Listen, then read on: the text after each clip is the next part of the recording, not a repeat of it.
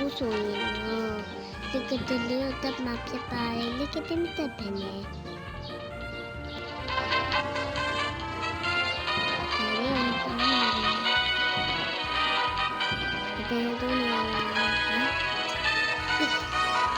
အခုဆိုရင်တော့၄ရက်ဟကြီးရောက်လာပါပြီအဲ့ဒါကိုစီးပါမှာဖြစ်ပါတယ်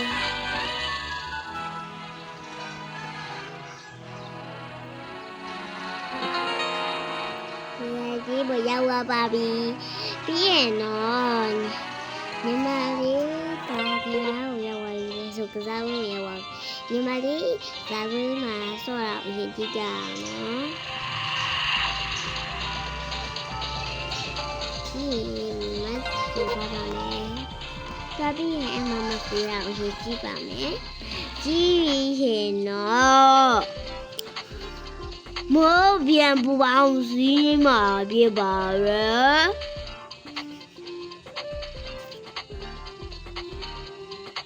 ဟေးဘောလို့တော့ပါပြီဘောတော့ပါပြီ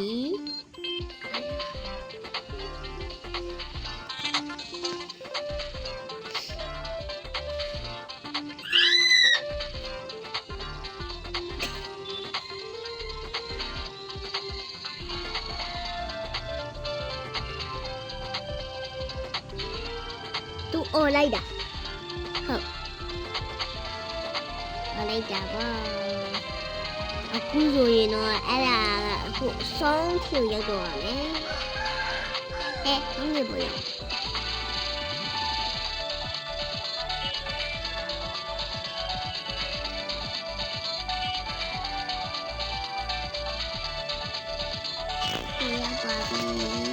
ပြေရောက်ပြီဆိုရင်ဖုန်းရဲ့ရှည်လေး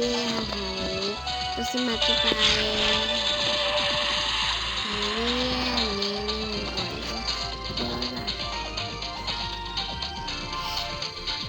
မာရိုခလေးလေးဖုန်း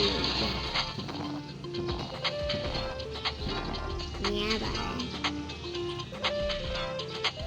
မာမာငယ်လေးပါငယ်လေးတော့စီပါမယ်